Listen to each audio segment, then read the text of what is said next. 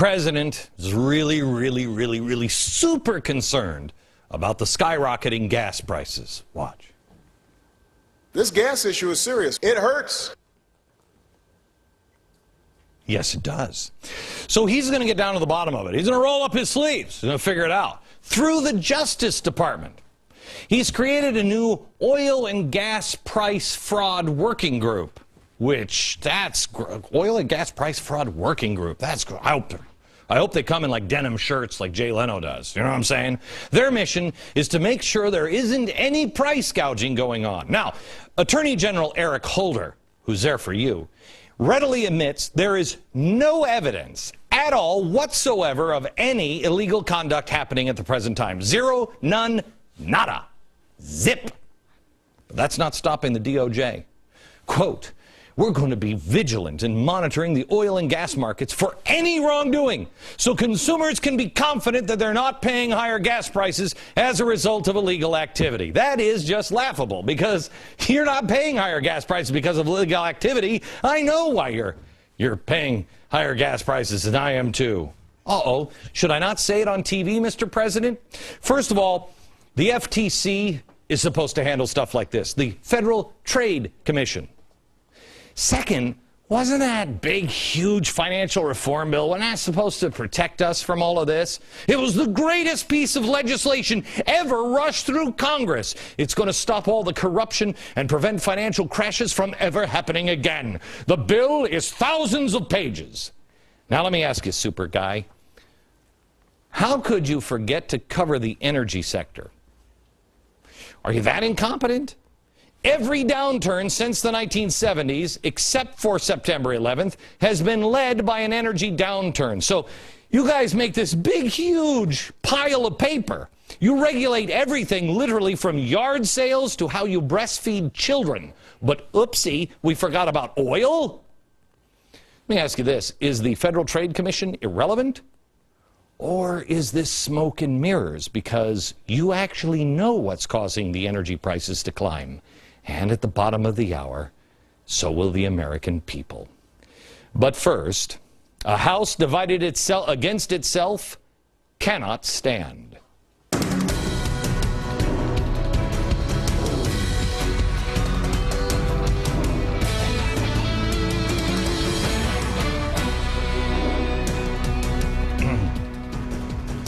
Hello, America. All right, there's chaos going on all around the globe. America is currently involved in 3, count them, 1, 2, 3 wars. But the good news is, all in Muslim countries. But there is another war that is going on, and this one is more insidious because most people don't know it's going on. It's one for all the marbles. It is the one that every American needs to know about, but especially those who are Tea Party members. You should be aware of this. There's a war that's been going on for quite some time, yet most Americans are just now waking up to it. It is the war for the hearts and the minds, and both parties waged by the progressives. The progressives are not going to fade away silently into the night because someone shined a light on them. Why should they stop? They're on a roll. It was just only a couple of presidential elections ago that it became apparent that Democrats had sold their soul to the progressives, or at least that's what they were calling it at the time, liberals. In 2004, when Michael Moore, a radical redistribute the wealth progressive Marxist, I was going to say communist, but I don't know if he's full-fledged communist yet, was placed right in the presidential box next to wonder of all wonders, Jimmy Carter, at the National Convention for the Democrats. Now, I come from a long line of lifelong Democrats in my family, and none of them would stand with the socialist, Marxist, or communist revolutionaries that the Democrats today have aligned themselves with. But it happened slowly over time until it was just the way it was. I've told you before that there are progressives in both parties. This isn't an exclusive thing to the Democratic Party. You'll notice nobody really had a problem when I talked about it during the CPAC speech. When was it? A year ago, year and a half ago? I said, this is happening. This is not a Democratic problem. This is a Democrat and Republican. Well, all things were helpful until we started gearing up for a 2012 campaign. Now, the purge is beginning. You might have read the news in the Washington Post this weekend if you're one of the, 50 people that still read things in the Washington Post. It's about the right-on-right infighting that is happening right now. For liberals, that's like girl-on-girl porn. It is. And the media is going to cover that whenever they can because they think, oh, look, we can show the right's falling apart. But let me see if you see a notice in all of these so-called fights. Let's look at some of the controversial people from the right whom others on the right have said they've just gone too far. There's Michelle Bachmann. There's Jim DeMint. There's Rick Santorum. There's Sarah Palin. And then there's little old me.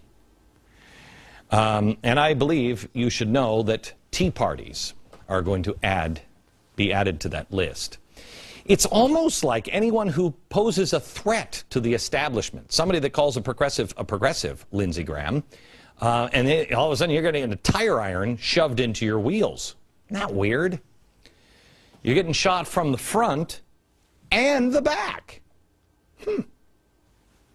Last week on my radio program, former Governor Mike Huckabee took exception when I referred to him as a progressive Republican. I understand that. We've made progressive a bad word. Well, he launched into attack mode right away and, among other things, said this. Look, I'm no fan of her husband's policies, for sure, but I have appreciated her efforts that Beck misrepresented, either out of ignorance or out of a deliberate attempt to distort them to create yet another booger bear hiding in the closet that he and only he can see. What's a booger bear? I don't know what a booger bear is. He was defending Michelle Obama's Food for Kids program, which is a I'm not going to get into it. He also said that I should stick to conspiracy theories that can't be so easily be debunked by facts. Now, here's the thing. I found this an odd attack angle because, why is he so defensive on this? The facts are really clear on Michelle Obama and the Huckabee record. But you decide for yourself. Here's how I reached the conclusion that Mike Huckabee is a progressive Republican, out of the mold of John McCain, which is not a bad thing if you're a progressive Republican. First, Michelle Obama's obesity program, not a conservative program, no. Grows the size of government. It's progressive. The parent, not the state, should decide how kids should eat, period. Next, tax increases 47% overall during his tenure as governor. He explicitly expressed his approval of several different forms of tax increases, including income taxes. You have to see this monologue at glennbeck.com. The state spending increased in Arkansas. Spending increased by 65.3% under Governor Huckabee. The numbers of state workers in the government rose by 20%. Conservatives, is that good or is that bad? Is that bigger government or smaller government? The state's general obligation debt shot up by almost $1 billion. He wants a sales tax on internet goods. Now, does this make him Barack Obama? No, not even close. But I do believe it makes him a Republican progressive. They exist, booger bears and all. Now, is that good for the country? Well, that's for you to decide, not me. It's not an attack on Mike Huckabee. He is a co-worker and respected American. The media is playing it up, though. Also playing up a new spat I didn't even know I was having with Andrew Breitbart. Last week, he went on a media tour, and the number one talking point each interviewer eagerly asked is about our supposed feud. I didn't know we had one. But from what I can figure out from all of these interviews, it has something to do with me supposedly ratting him out on Shirley Sherrod. I don't remember ratting him out on that. I ratted out the NAACP, who gave Andrew Breitbart the tape. They almost caught me in it as well. For a couple of hours in the morning, I was with him, and then something didn't feel right. The only ones with the tape, the full tape, the NAACP, not Breitbart. And they condemned Shirley Sherrod right away. So what's the spat about? Then in the Washington Post, it came again. This weekend, Breitbart made comments that religion plays no role in the current awakening that is going on, and said that anyone who claims otherwise is hijacking the Tea Party. Well, first of all, I think, Andrew, there would need to be a pilot of the Tea Party for it to be hijacked. I believe the Tea Party is what the people make it. Who's the leader? I relate to Tea Party members, but I never claimed to be a leader of it. And the same with the 9/12 Project, with I started. I'm not a leader of it. The people will lead. But like it or not, religion has a lot to do with what's happening in America. As Reverend Billy Graham's daughter, Ann Graham, said, "For years, we have told God to get out of our schools, our government, and get out of our lives. He, being the gentleman he is, has kindly and quietly backed out. How could we expect his blessings or protection if we continually demand he leaves us alone?" I am a private citizen, but I happen to believe religion plays a huge role in what's happening in America, good and bad. People are still trying to claim that religion isn't what it's all about in the Middle East. It is. We are witnessing also in America what I believe is the beginning of the Third Awakening, or it will be the end of America, at least the America that I knew growing up. All big movements in America have started with God. And if we don't know that, we are destined to make this headline that was on Drudge today absolutely true. The age of America nears end. How do I know it? Well, let me show you the video that came out last week, the McDonald's fight. This is one of the most horrifying videos that you will ever see. I mean, please don't let your kids watch this. This is awful. A girl is being viciously assaulted by two other girls. I think one's 14 and the other one's 17. A worker provides lukewarm support and tries to get the attackers to leave. No one in the restaurant helps this girl as she sits here. Now watch her. She sits here against the wall, badly beaten. An older woman tries to step in, but the attackers eventually come back. Eventually, the tape shows the victim going, watch this. This is a seizure this girl is having, bleeding from the mouth. The person taking the video doesn't put the camera down, just films it and warns the attackers to get out because the cops are coming, and then leaves the victim alone on the floor having a seizure. What kind of animals are we becoming? This is what happens when you cut God out. You revert back to animals. At the beginning, after this happened, there were no groups organizing any of the protests. There weren't even a group of 3 people that would step in and help the girl as she was having a seizure.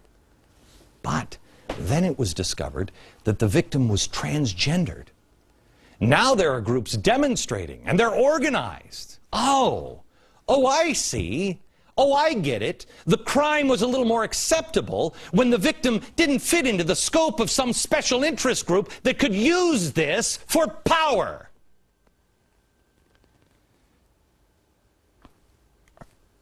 Are you becoming disgusted by who we are becoming? Can we look at things like human beings rather than groups? Groups, policies, parties, politicians, government, big or small, cannot fix what is wrong with us. Only we can. Only a moral and virtuous people can. The founders knew that the only way to attain a moral and virtuous people was through religion. The religion of your choosing, but live it. Live it. Government can't fix corruption. They can't fix what's in our hearts. And what happened there was in their hearts. They can't make you feel charitable on April 15th. Why are we trying to feel charitable on tax day? Now, with that being said, we must never allow a good Christian or a good Muslim or a good Jew or anybody else that is a progressive to mix religion with government, ever. Collective salvation is just as bad as releasing prisoners because Jesus wants you to do it, or fat camps because Jesus would want you to do it. Life, your personal action is for Jesus. When it comes to the government, you ask, what would James Madison do? James Madison was not Jesus. If James Madison couldn't do it, then you in government can't either. But you can reach out and ask the people who are trying to be more like Jesus in their own personal life to reach out, outside of the government framework. We are being separated and isolated from each other, each of us in our own little groups. Atheists say he's in a God group. God people will say he's not Christian enough. He's in the wrong sect. He's a Catholic. Jefferson addressed this, quote, "It does me no injury for my neighbor to say that there are 20 gods or no God. It neither picks my pocket nor breaks my leg," end quote. I will tell you this, it is my belief that God exists and he has a role for each and every one of us. We're all here for a reason at this time, Jew and Gentile. I urge you to find your role. The bottom line is that America is at war. Not just the three our troops are fighting, but the war for man's freedom. And our neighbors better wake up. But the last thing we need is another war on allies. I don't want to make war with Mike Huckabee or Andrew Breitbart. I'm already, I think maybe even slightly more friendless than I was back in 7th grade when I was an unathletic geek who aspired to be a magician. Mike Huckabee has the right to say whatever he wants. And I support him and defend him in that. Same with Andrew Breitbart. I have differences with each on some things, but I believe we have more in common than different. But it takes two sides to have a fight, and they are not my enemy. And that's why I wanted to tell you this today. I will not fight those who are not fighting against principles and values. Principles and values the founders espoused. If you're fighting against those, well then, I guess you are my enemy, but they should be the enemy of every single American. Principles, the principles of man's freedom. The American people should know that lines are being drawn by progressives, and as all progressives do, they purge and they purify. It happens every time. It will happen to the Democrats in the extreme way eventually, but it's happening now just like it happened to the Democrats in the first phase. It's happening now to the Republicans. Right now, conservatives fight amongst themselves while the left is still uniting. The AFL-CIO President Richard Trumka called the labor community and said, ignore the law and declare companies who don't use union labor as human rights violators. Watch this.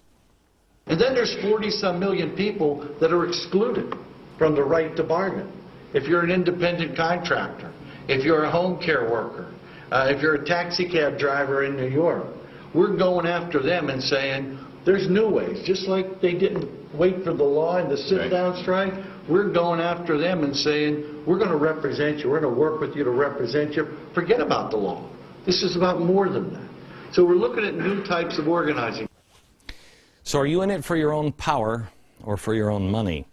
Because, well, they are, and they are organizing anyone. I will not continue to waste time with infighting. I have news for Mike Huckabee. If he's against Obama and it's a choice between only the two of them, I'm pretty sure I'm going for Huckabee. You know, if it's Breitbart or Katie Couric, I'm going to go for Breitbart. And that's just the way it is. We are entering a new era. We are entering an election cycle in 2012, and I will be covering it beginning this fall. But Republicans, don't look for handouts or a hand up. As a party, I believe you haven't earned the trust. And you at home, do not allow them to take you for granted. Your vote matters. They need it. They want it, or they wouldn't be spending $1 billion to get it. The Tea Party was useful to the Republicans when they didn't have to run anybody. And the left tried to claim it was all about Obama. But you and I both know it wasn't about Obama. It's about both parties. We said then, when people said, where were you during the Bush years? We said we were just figuring it out and we were just getting started. Many of us were saying it during the Bush years. Big government is bad, but not all government is. That's the difference between the left and you. Donkeys and elephants are useless because most believe exactly what Nancy Pelosi believes, that elections shouldn't matter that much. Really? They do now because we don't share enough principles. Most in Washington share the principles of power and money, and those do not relate to the American people. We've been pitted against each other so much that it's hard to even imagine the areas on which we can unite. But there are many places we can unite. In fact, even the most vitriolic of my TV watchers that hate me, I'll bet you agree with me on many things. Check it out. Aim for power. An example on how much we have been divided came to me last week. There were flash mobs of kindness happening all around the country, individuals and groups alike, just doing random acts of kindness. I received countless emails from people who shared what act of kindness they did, and it was incredible. We've highlighted a few of the stories at glennbeck.com, and I urge you to read them and share them with your friends and neighbors. Make kindness contagious. Well, I talked to Jacqueline Smith. She wrote in. She was somebody who organized something in Park City. She was organizing her local 912 group to help a local charity, which we won't name, because when we did name them last week, the person in charge of the charity, presumably left-leaning, initially turned down the offer of help. And Jacqueline had to plead her case to assure there's no motive here. We just want to help people. We want to show you that we're not hate mongers. We want to help. Are we really at a point where people are turning down charity over a political viewpoint? That barrier needs to be broken down, and we have to get started right away. So how do we do it? Well, let's see how much we have in common. Do we have enough in common? How much of this do you believe in? I believe, and I will stand with any American, left, middle, or right, that sees what's happening to man's freedom. It is being diminished all around the world. I believe the small business owner is the one that creates 2/3 of all the jobs in the country. And I will stand with the dreamer, the artist, the inventor, the laborer, the farmer, and yes, even the poet. I'll stand with you. If you believe that they are the backbone of any free nation and that all of them need a chance to pursue their own happiness and to do it themselves and suffer the consequences of their mistakes, their folly, or their bad luck, but they must also be able to keep and reap the rewards for their toil without fear of taxation, punishment, or vilification. If you believe that, I stand with you. If you believe that all men must do all that they can do to be self-reliant, but some are just never going to make it on their own. And some will need help. Some for life, and some from time to time. I stand with you. If you believe that the government is the last resort to be used when people of faith or community spirit cannot help those people. But those occasions are rare. If you believe that, then stand with me. If you believe that the reason the American lifestyle is unsustainable is because the system is too far away from the people who actually pay for it, then let's stand together. I believe the people are the boss and the government is the employee, and a few of these employees should be fired. I'll stand with you if you believe spending is out of control and heavy across the board cuts must be made, and there are no sacred cows. If you believe the Fed is our biggest problem, and they are now beginning the Weimar option to inflate our money as an exit strategy. The Fed must be stopped and must be disbanded. Stand with me, and I will stand with you. If you believe America must defend herself, but enough is enough. 3 wars? Our boys have fought long and hard, and we're not even fighting to win anymore. They seem to be fighting for another agenda. I don't know if it's social justice or nation building. Call it what you may, but bring them home. Now there are 3 fronts of this war. Bring them home from the other places in the world as well. It's time the rest of the world stand on their own 2 feet because America is in trouble. It is high time that we do what was on the very first coin in America. The very first coin minted in America didn't say e pluribus unum as it does now. At that time, it said, mind your business. That's what we should do, mind our business. But that doesn't mean that we don't respond to the needs of the world, and we don't hit if we've been hit back, if we've been hit first. We should be a friend to all, an enemy to none, unless you strike us. Then we'll become your worst nightmare, but we'll do it quickly, and then we'll leave without building back your nation. If you believe those things, I stand with you. I will stand with you if you understand that Israel is being set up, and we must defend her vocally, morally, and spiritually in her right to defend herself. Israel has a right to survive and thrive. We must say that in an unequivocal voice. I will stand with you and defend your faith, even if your faith resides only in man. You do not have to belong to my faith for me to defend you. Will you defend me? Can we still prove to the world that we understand the words, united we stand and divided we fall? Can we continue to divide ourselves into this camp or that and survive? Unless we unite on principles and values, we will fail and fall in the end. And I will not play a role in the falling of my nation. The parties and the media do not reflect the American people, and they will continue to feast on us if we don't recognize who they are, what they're doing, and then dismiss them. My goal in the coming months is to reach out to as many people, younger people in particular, find a new and diverse audience and ask them to stand with you.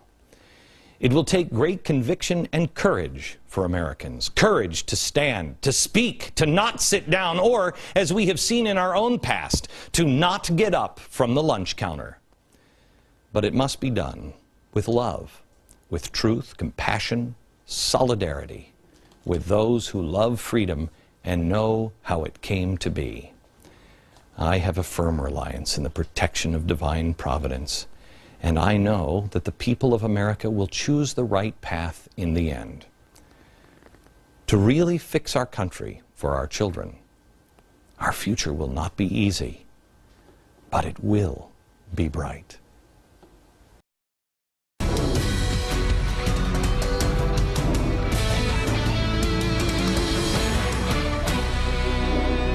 Barack Obama, he's like, he's like Sherlock Holmes looking into the price of oil. Why is it so high? He can't figure it out. But he's going to investigate. He's going to get the big magnifying glass out. Now, no doubt it's the super evil oil companies out just to gouge America's eyes out, along with the doctors that are cutting children's feet off. That doesn't make sense because the oil companies have to sell gas to people, and if they can't afford it, then they'd go out of business. So that doesn't really work.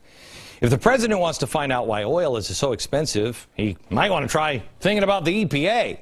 Because the EPA today told Shell, the evil oil company, that it can't drill in Alaska this summer as planned. No! Now that one move flushes $4 billion of Shell's money right down the drain and jeopardizes the oil pipeline in Alaska. Mr. President, does that make gas prices go up or down? The oil companies need people to keep buying their product or they don't make any money. So what is it? What's happening? Now, that's what the president wants to know. But he doesn't suspect only the big oil companies. He suspects the evil futures traders, the diabolical speculators. And he's having the Department of Justice look into it. The DOJ, the futures trading, speculators are traders, right? Futures trading, wouldn't that fall under the auspices of the FTC, the Federal Trade Commission? What do I know? I'm just the boob on TV, right? He's the president. Do you not have enough people in the FTC to make sure that you've got that down, or what's the deal? Of course, you really want to find the culprit, you should be looking at the Treasury and the Fed, because that's where the money printing is happening. I want to show you some charts again that I showed last week. You'll find them if you go to glennbeck.com. Go to glennbeck.com and see the data for yourself, and I urge you to send it out to your friends, because this is critical that you understand it, because the great shell game is about to happen again. And it will be blamed on the corporations and the banks and the gas and everything else except the culprit.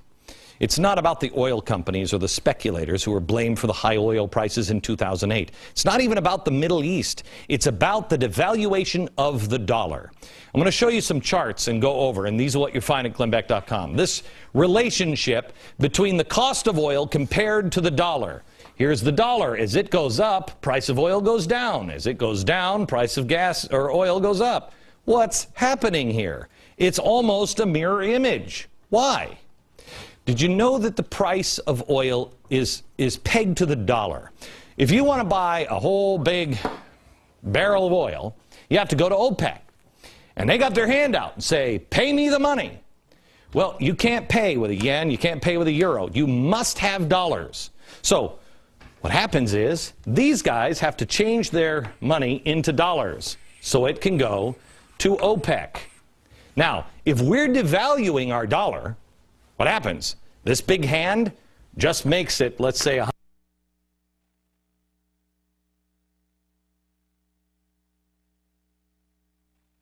that's what happens. If you would buy, if they would accept it, if you could buy oil with gold, gold is going up. So is oil, both commodities. Watch this. Here's the dollar. It's the dark green. The dollar goes down, and gold goes up. It's again, as it goes up, gold goes down, up, down, up, down. Got it? I told you to buy gold when it was $670 an ounce. I was called crazy for telling you to do it.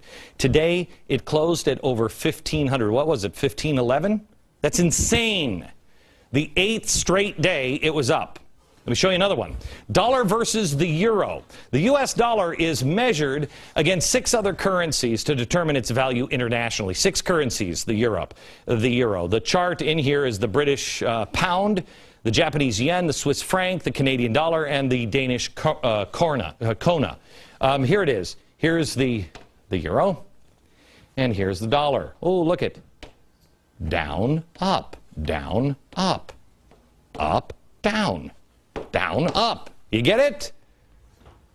In March 2008, we hit an all-time low in the dollar. Since the beginning of this year, it's down another 6.4% against the 6 other currencies, and it's about to fall through the floor.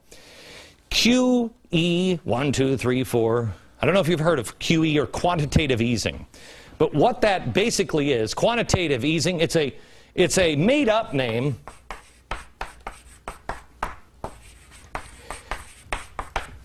That just means this: print more money. Push it out. Today, the Dow was down 26 points, closing to 12,480. Look at the market activity over the past year or so, because you'll watch quantitative easing.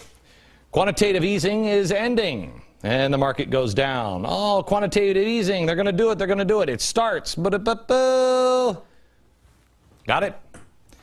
Caused investors to warn of seismic shifts in the market if something wasn't done. You've got to print more money. So the markets dropped. Then look what happened when the Fed announced the good news that QE2 would start. Market went up again. Tunisia uprisings. Look at this. The Middle East is on fire and it still goes up. But here, we'll finish this in a second because I have to show you a couple of other charts that you didn't see last week. These are critical because the booger bear, as Mike Huckabee says, the booger bear is the Fed. And that's no conspiracy. The numbers show it. When you have to figure out who's causing my gas and food prices to go up, it is the Fed. More in a second. Charts to show you what the devaluation of a dollar looks like. I want to show you this last one. Remember, QE, quantitative easing by the Fed. It means print more money. When they do that, the value of your dollar goes down. And because oil has to be purchased with dollars, people holding euros have to buy dollars and give it to the Saudis, and they'll give you the oil. That's the way it works. So as we devalue our dollar because of QE, quantitative easing, print more money, things go down. Now, how about the stock market? We showed you that the stock market had a spike when QE2 started. Let's take a look at this. The red line is the stock market. See it?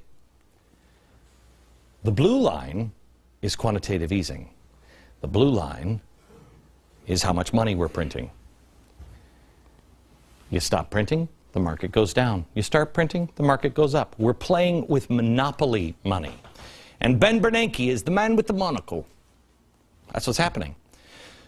What the president thinks is happening with oil is happening. Someone is driving up the price of oil. But Mr. President, please, you went to Harvard and Columbia, and I bet you watched Romper Room when you were a kid, too. You're a pretty smart guy. You know it's not the speculators, it's the Fed. It's your policies with the Fed. Maybe the DOJ should look there. Oh, perhaps they will if there's a new administration sometime in the future. Same thing is happening in America with your food prices. A war in the Middle East is not helping things with gas. And major droughts in America not helping with the price of your food. 38% of this winter's wheat crops are in poor to very poor condition. Last year it was 6%. Not good. But your food prices are not because of global warming, and your gas prices are not because of speculators. They're because of the Fed printing more money. Period. Back in a minute. On the program about the vicious attack at McDonald's in Baltimore, and if you have kids, hopefully they haven't shown this video to you. Tell them to leave the room here, because it's one of the most disturbing things I have ever seen. This is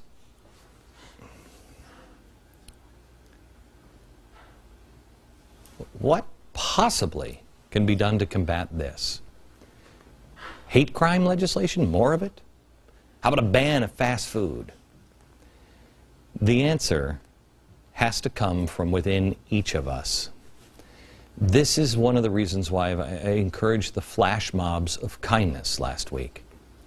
Let me tell you about one example of human kindness and decency from somebody who participated. It was sent in from Karen. She's 17 years old. She writes, "My parents and I decided that we would take up this challenge ourselves, remembering the many times when we had been out of work for years at a time and people had helped us with love, gifts. Mom and I," she writes, "decided to head over to Walmart to pick some things up. We put our money together and got a $30 gift card and several bags of groceries. And as we got in the car, Mom said to me, 'Karen, we need to pray about this, that God would direct us to the right person to give this to.' As we walked up to the doors, a woman came out. I stopped her and I asked her if she was unemployed. She said, 'Honey, I've been unemployed for a year and I'm on disability.' But she was in a hurry. I stopped her again and I said, 'Do you have children?' She sighed and said, 'Yes, I do.' I then pulled my gift card from my pocket and said, 'This is a $30 Walmart gift card that we'd like to bless you with, and we have some bags of groceries if you'd like them.' The woman broke down and started crying. She was so relieved that she could now buy gas using the gift card. When she asked, 'Why are y'all doing this? What church are you from?' Karen answered, 'Ma'am, we're not with a church. We just were led to do this because we're American brothers and sisters, and Americans take care of Americans.'" You have to read the whole story from Karen. You'll find it at glennbeck.com. The government can't fix these problems. The answer is us. The answer is turning back into a moral and virtuous people, turning back to God, and be better. We must become the people we were born to be, not the people we've allowed ourselves to become. That the entire network is going to be broadcasting from London for the rest of the week to cover the royals' weddings. I'm kidding. I mean, who cares about the royal wedding? I mean, what idiot would do that to a... We'll see you tomorrow night here in New York. From New York, good night, America.